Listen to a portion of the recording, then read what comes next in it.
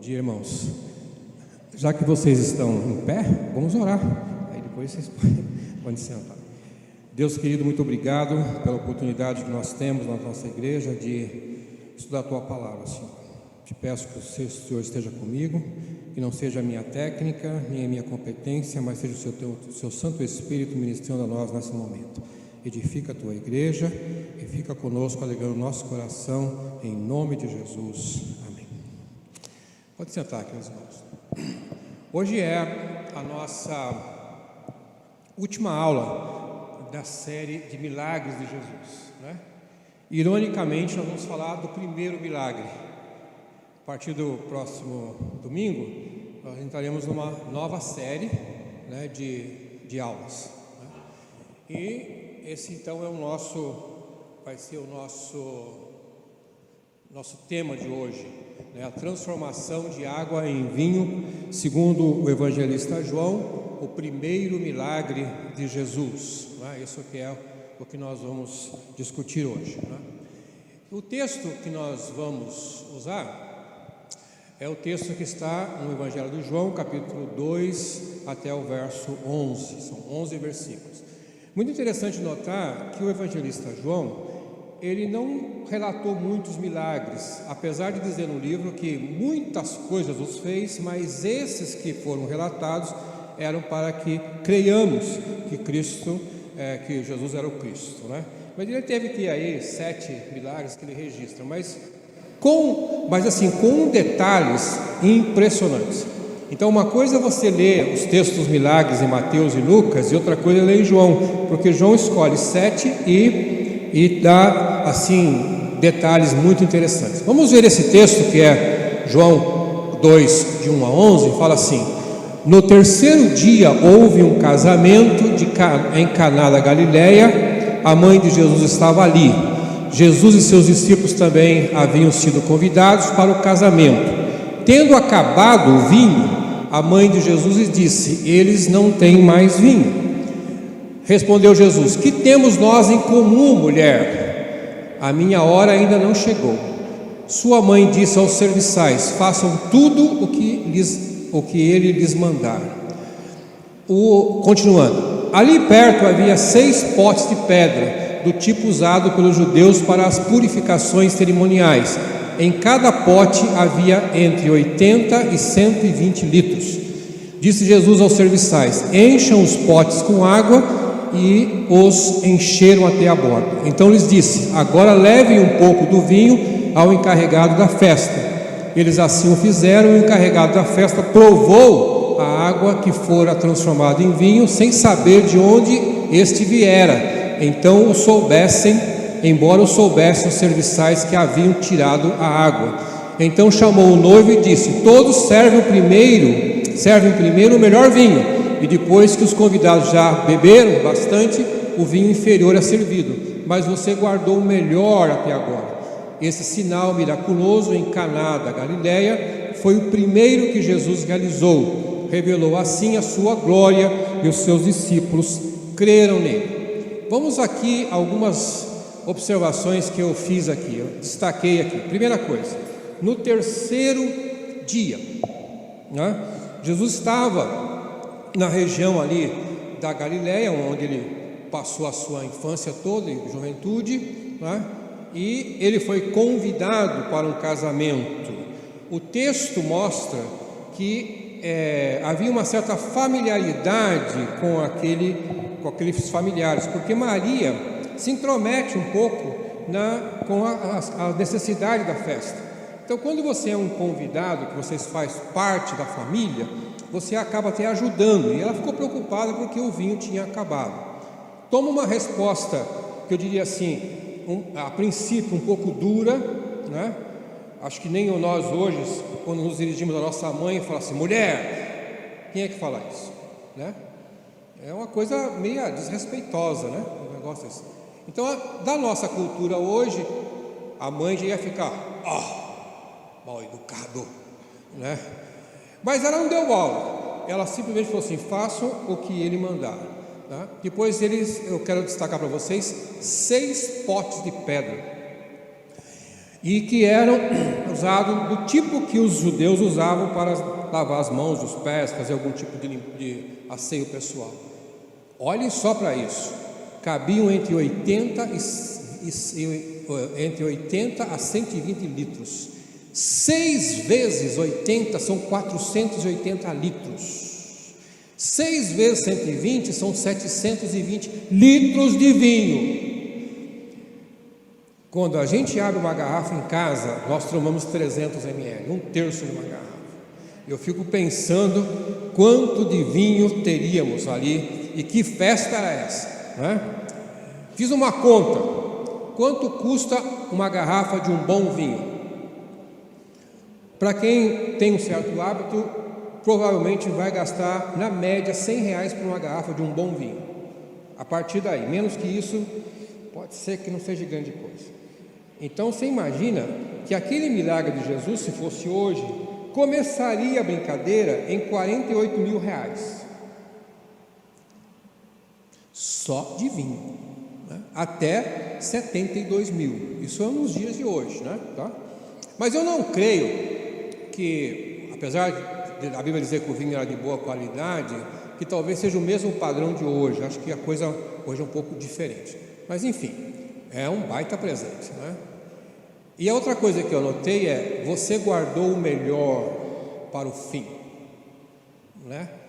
E João diz, primeiro milagre de Jesus. Há uma controvérsia aqui com alguns estudiosos dizendo que talvez esse seja o primeiro milagre público de Jesus, né? E que talvez ele tivesse feito alguma coisa entre os familiares. Por exemplo, ele já tinha um certo respeito, porque ele já estava com os seus discípulos. Os discípulos não iam seguir um sujeito que não tivesse nenhuma qualidade, não tivesse uma atração por ele. Então alguma coisa ele tinha feito, mas assim, a Bíblia diz que era o primeiro milagre e era numa situação pública. Então alguns destaques que eu queria trazer para vocês. Quero mostrar para vocês uma foto que a Lourdes tirou quando esteve em Caná. A Lourdes já esteve 2 vezes em Israel, e a primeira vez ela foi sozinha e eu não fui. E ela esteve lá em Caná da Galileia, e tem uma pedra, um pote que foi de uma restauração, e está até dentro de uma redoma de vidro ali. É uma peça muito pesada, né? Que pode comportar, aliás, 480 litros. Precisa ser muito macho para carregar isso, né? Então, talvez uma meia dúzia de machos para carregar um negócio desse. Aí vocês vão ver a foto maior, que está dentro de uma protegida por vidro, e depois tem uma foto menor, que é com uma vista de cima, só para você ver que é um buraco dentro daquele pote, né? Na época que ela foi, eu não pude ir. Falei para ela assim: me traz um bom vinho de Caná da Galileia. E ela me trouxe, acho que, não sei se foi 2 ou 3 garrafas. Alguma coisa já pagou naquela época, o dólar estava barato, mas já saiu assim alguma coisa na faixa de uns $30 mais ou menos daquela garrafa. Hoje já seria um vinho que eu não ia comprar todo mês, né?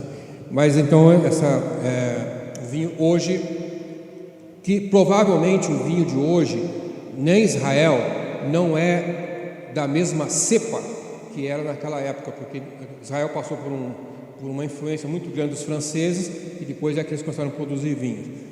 Então são detalhes históricos para vocês, né? Bom, o que é que nós vemos aqui primeiro? Jesus foi convidado para um casamento, né? Alguns acham até que era parente dele, podia ser um primo, coisa assim. Mas o que eu quero destacar é que Jesus foi convidado. E quando nós recebemos um convite para uma festa, um casamento, deve ser, a princípio, um motivo de um certo orgulho, uma certa honra você ser convidado, né? Quando um convite é feito assim, meio que ao acaso ou de bandejada, né, você fica meio, podia ser um convite mais pessoal, né? Quem sabe num papel especial, com caligrafias, né? Então a pessoa já recebe aquele convite, já percebe que foi feito com muito carinho, né? As minhas 2 filhas, quando casaram, a gente fizeram convites especiais, mandaram uma pessoa de caligrafia. Então, quando você entregava aquele convite, já era um presente para a pessoa, né? E muitos receberam aquilo com muita honra. E teve gente que nem percebeu, não perceberam o que nós estamos fazendo, porque entre tantos amigos nós convidamos você, aquele, o Mané, o Zé, alguma coisa. Jesus foi convidado. E tem muitos convites que nos honram. Eu nunca vou esquecer a primeira vez que eu estive nos Estados Unidos, em 1985. Eu estava só, fiquei 100 dias nos Estados Unidos e fazendo vários estágios, tudo. E quando eu estava em Cincinnati, eu fui numa igreja presbiteriana uns 2 domingos. Aí chegou um casal e falou assim: você é de onde é? Eu falei: sou do Brasil. O que você está fazendo aqui? Eu falei: estou fazendo um estágio aqui no órgão do governo americano. Você está sozinho? Tá? Falou assim: eu e minha esposa gostaríamos de convidar você para jantar. Falei: eu? Um pretinho? Numa igreja de branco? Aquilo já foi diferente. Aquele casal, ele foi no hotel, me pegou, levou para a casa dele. A mulher falou assim: o que você gostaria de comer? Talvez você esteja com saudade da comida da sua casa. Eu falei para ela assim: eu queria comer arroz. Ela não esperava a minha resposta, porque eles não sabem fazer arroz, né? Arroz deles é ruinzinho, né? Não sabe fritar o alho, a cebola, e depois jogar o arroz e misturar e dar aquele nosso gostinho, né? Põe água, põe o negócio, eu me põe ensopar. Mas para mim não importava a honra de ser convidado. No final do jantar, ela falou assim: você não quer ligar para sua esposa? Nós vamos pagar a ligação para você. Estou falando isso de 30 e poucos anos atrás, quando a ligação interurbana era uma fortuna, não tinha WhatsApp. Aí eu ligo para casa, era quase meia-noite, a Lourdes ficou assustada, porque como é que eu vou ligar? Não era esperado que eu ligasse. Mas veja, meus irmãos, o que é um convite que você faz para uma pessoa e a pessoa se sente honrada com isso. Jesus foi convidado. A gente tem que tomar muito cuidado quando você é convidado, para você sempre valorizar o convite. Jesus foi convidado para outras festas também, não é? Nós encontramos, por exemplo, em Lucas 10:38, que Marta, não é, sempre criticada por poder querer fazer as coisas, ela convida Jesus para ir da casa deles aí, que tinha Maria e Lázaro, não é? E lá fizeram uma recepção para Jesus, não é?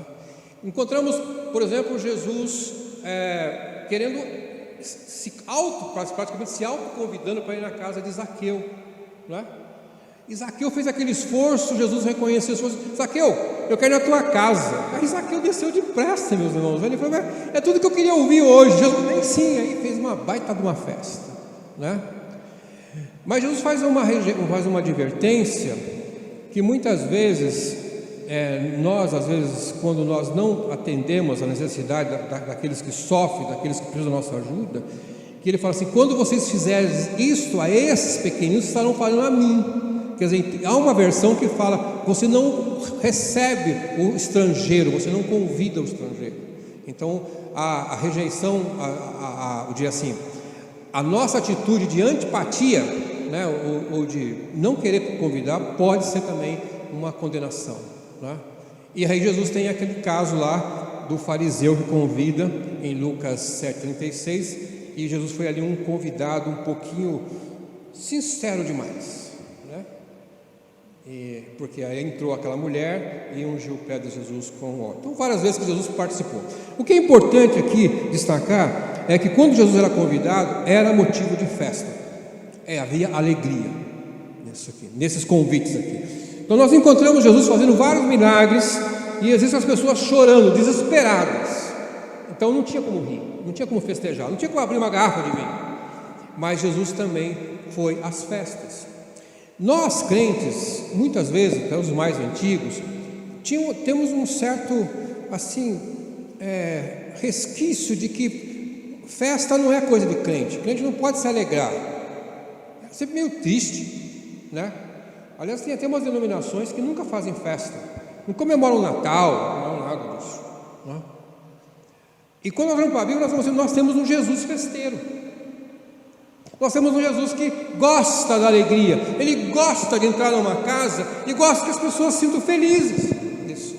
Então não há nada de errado em festejar, em se alegrar, principalmente quando o nosso hóspede principal é Jesus.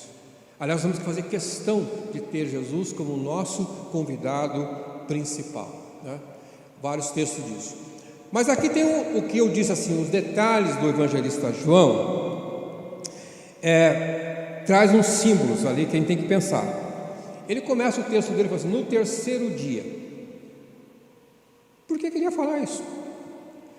Mas aí, se você pegar isso como um símbolo, nós vamos associar esse símbolo como o terceiro dia na sua ressurreição, que era um dia de alegria. Jesus venceu a morte ali, não há como ficar triste ali. Então parece que o terceiro dia é o lugar de alegria. Potes de pedra, uma alusão a Moisés, que bateu na rocha e a rocha jogou água ali. Transformação da água, outra alusão a Moisés, só que Moisés transformou a água em sangue, Jesus transformou a água em vinho, não é? Simbolicamente também o seu sangue. Então veja que tem alguns simbolismos aqui nesse texto, não é? E também o primeiro milagre, entre aspas, de Moisés foi transformar a água em sangue. O primeiro milagre de Jesus foi transformar a água em vinho. Algumas referências, algumas alusões ao Velho Testamento, né? Muito bem. Agora eu queria voltar aqui, até o irmão Rafael também já chamou a atenção disso, e eu também, de que o livro de João, quando ele escreve, ele fala no capítulo 20, verso 31, que vários milagres foram feitos e sinais, mas esses foram escritos para que vocês creiam que Jesus é o Cristo, o Filho de Deus.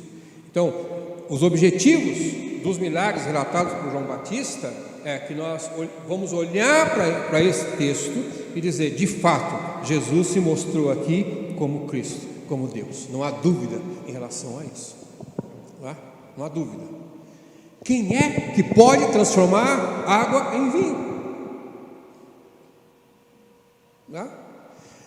Para você produzir um vinho, você tem uma ciência por trás disso, para você pegar desde da muda, tem todo um cuidado, aquilo. Se você tiver chance às vezes de visitar uma vinícola, recomendo que vocês façam um passeio lá no sul, na região de Bento Gonçalves, visite uma das vinícolas, você vai conhecer todo um preparo que tem, da onde vem aquele tipo de planta, o cuidado, quando que ela é podada, e aí eles testam se tem muito açúcar, se tem pouco açúcar, por isso que sai assim, safra de tal ano, por exemplo, porque não é todo ano que se dá uma boa uva.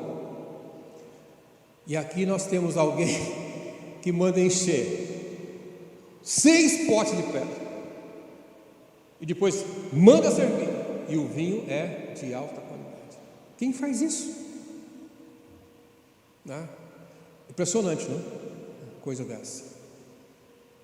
Certamente muitos donos de vinícola gostariam de ter um milagreiro como esse, né? Seria uma economia e tanto, né? Isso, né? Mas o que nós temos aqui é essa questão, a deidade de Jesus. Ele está se mostrando pela primeira vez, eu sou filho de Deus. E essa questão, meus irmãos, começa com a própria mãe, né? Certo? Ali.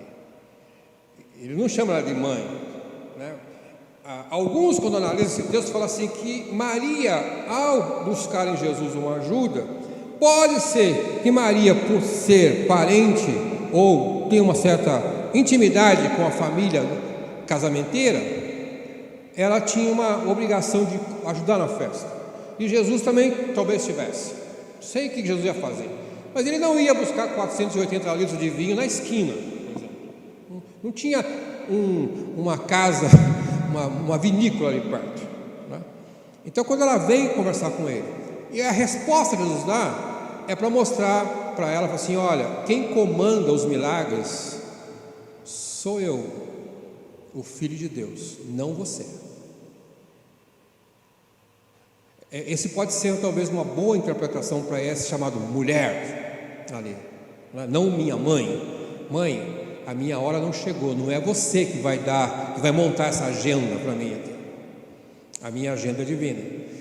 E quando a gente faz uma análise, assim, dizendo como Jesus foi criado por Maria, por José, nós encontramos, por exemplo, o outro fato de que Jesus foi a Jerusalém quando ele tinha 12 ou 13 anos e se perdeu. Aí Maria, preocupada: onde é que você estava? Aí o teu pai estava atrás de você, menino, você deixa a gente louco aqui, não sei o quê. Alguém já perdeu o filho em shopping? Né?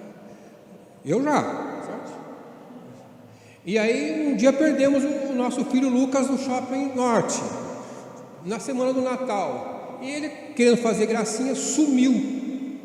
E foi aquele pânico. Eu corro para cá, Luz corre para lá, e corremos. Daqui a pouco encontramos ele chorando lá numa loja.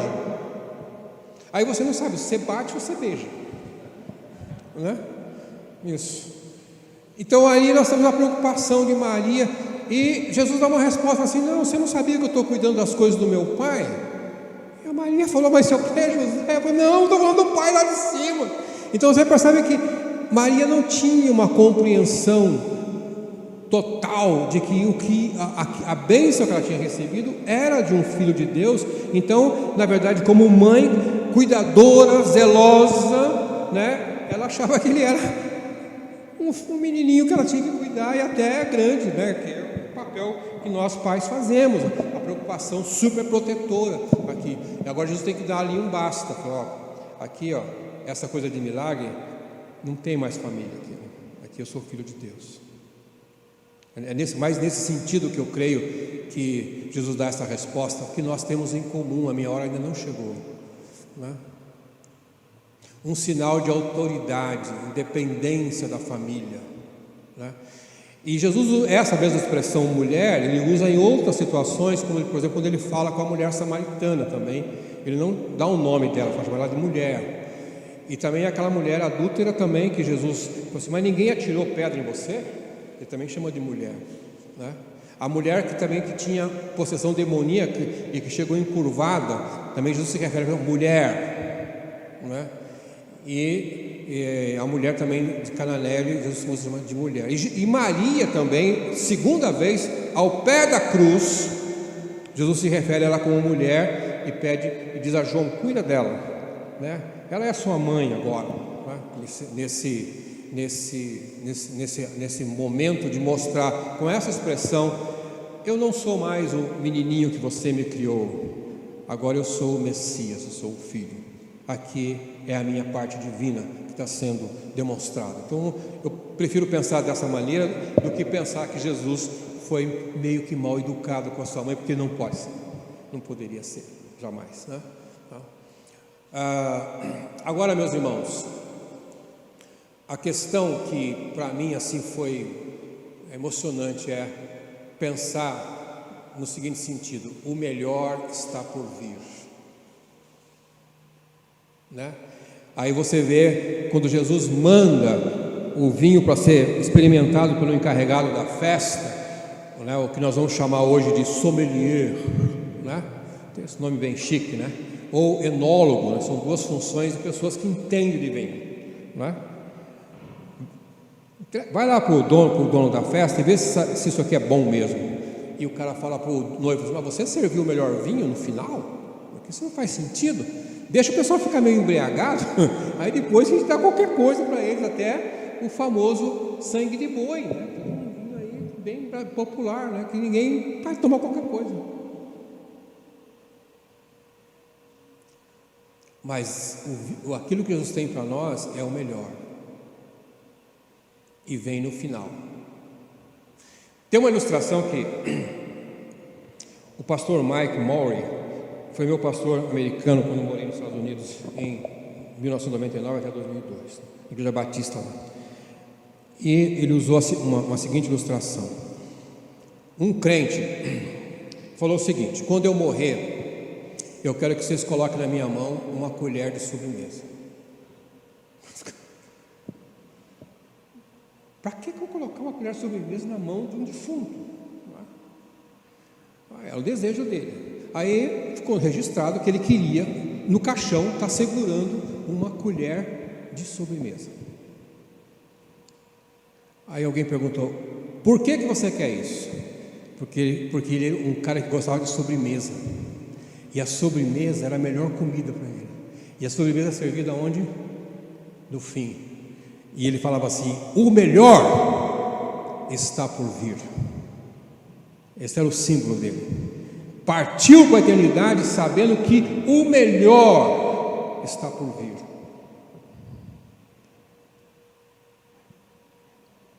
Esse milagre tem essa ideia de que Jesus, quando faz a ação na nossa vida, no final ali é o melhor para nós, de qualidade, em quantidade, uma quantidade absurda de vinho que foi servido ali. Se bem que a festa durava 7 dias, né? Mas mesmo assim, você consumir 720 litros de vinho, olha, não sei se a Bíblia ia resistir, né? Aquilo que os batistas têm um horror, né? Que não pode beber vinho, né? Assim, não, isso aí não pode. O que a Bíblia fala é: não vos embriagueis. Agora, não há na história alguém que vai tomar tanto vinho sem ficar, como diz os espanhóis, borracho, né? Vai ser muito difícil, né? Irmãos, mas eu queria que a gente pensasse nisso. Naquela festa, o melhor veio no fim, o melhor vinho. É isso que Jesus tem reservando para nós no milagre da nossa fé, do nosso serviço. Nós aguardamos novos céus e novas terras, não é? Aquilo que não subiu, né, ao nosso coração, nem imaginamos, nem nossos olhos viram, é isso que está reservado para nós no final. Quem é que vai nos dar isso? Jesus vai dar isso. E por fim, queria concluir aqui dizendo o seguinte: o texto de Apocalipse: eis que estou à porta e bato. Se alguém ouvir a minha voz, abrir a porta, entrarei e cearei com ele e ele comigo. A ideia de cear aqui é uma ideia de festa. Então Jesus está à espera desse convite. Está à espera desse convite. Ele quer cear conosco, não é? Quando o pastor Perso disse hoje que nós viemos para um culto aqui na igreja, e que nós não somos meros espectadores, é porque isso aqui é uma festa, onde Jesus está presente. E se Jesus está presente, deve ter alegria aqui no nosso culto. Nós vamos celebrar isso, não é? Às vezes é estranho a forma como que as pessoas demonstram alegria, né? Porque não há nenhuma expressão facial, não há nem, quem sabe, um murmúrio que você está alegre. Aí alguns entram e falam assim: mas o que é isso? É um culto ou é um funeral? Isso aqui, não é? Mas se Jesus está aqui, é um motivo de alegria. Se nós o convidamos para estar conosco aqui, se nós abrimos a porta para que ele esteja aqui, isso aqui tem que ser uma festa. Tem que ter alegria. Eu tenho que sair daqui prazeroso de que o meu Jesus me alegrou o meu coração. Não pode ser diferente. Não pode ser diferente, não é? Às vezes nós saímos do culto, às vezes bravos, irritados com alguma coisa, porque não deu tudo certo no culto. Mas nós esquecemos que o nosso Cristo estava presente. E que mesmo que tenha ali um certo probleminha, acabou a bebida, poderia ser um constrangimento dos convidados, mas Jesus estava presente, a alegria foi perfeita, meus irmãos, não é? Alguns grupos, às vezes, têm maneiras diferentes de expressar a sua alegria, né? Tem uma cena de um filme que me impressiona muito, um filme já mais ou menos antigo, chama A Procura da Felicidade, com Will Smith, né? E ele, história baseada em fatos reais, e que ele interpreta um personagem que passou muita dificuldade para conseguir vencer na vida, morou na rua, em albergues, tinha um filho para criar, papapá. Aí até que ele, no final do filme, ele consegue um emprego espetacular. E quando ele recebe a notícia que ele foi contratado, Will Smith sai pela rua de São Francisco, no meio da multidão, lágrimas correndo pelos seus olhos, mas ele praticamente assim, diria, meio, né? E eu fiquei pensando, negrão, não posso falar isso, né, pastor, isso aqui, essa palavra proibida, né? Desculpe aqueles que podem ser ofendidos, né? Daqui a pouco o meu Twitter, né, vai bombar. Falei, negrão, você é de natureza festeira, comemora, salta, porque você recebeu uma boa notícia. E às vezes fica muito comedido isso. No culto nós temos que ter um pouco de liberdade para expressar essa alegria, porque Jesus está presente, né? Quando nós vemos o texto de Zaqueu, por exemplo, Zaqueu ficou muito feliz, fez uma baita de uma festa, tinha dinheiro para fazer uma baita de uma festa, Jesus estava presente. E talvez às vezes nós temos que pensar assim, então, isso aqui eu diria assim, uma figura, né? Isso aqui é uma figura, mas talvez assim, pensar que eu quero mandar um convite para Jesus ser o meu convidado, né? Todos os dias. E eu escrevi assim: querido Jesus, nosso mestre e Senhor, seja nosso convidado hoje. Aguardamos a sua presença para que a nossa alegria seja completa. Se nós nos reunimos e ficamos tristes, talvez a gente pudesse pensar que Jesus não estava presente, porque se ele estivesse presente, não poderia haver tristeza, mas sim alegria. Festeje, não há nada errado com isso. Tome um pouco de vinho também, não fique embriagado, não é? Mas se sua consciência não permitir, toma água, né? A água também faz bem. Deus abençoe, queridos irmãos, não é? O nosso Cristo reservou o melhor para nós, não é? O melhor está por vir. Eu aguardo o melhor que está por vir nesta festa, e quem vai me dar é Jesus. E eu quero estar alegre sempre que eu sentir que Jesus está presente. Deus te abençoe ricamente.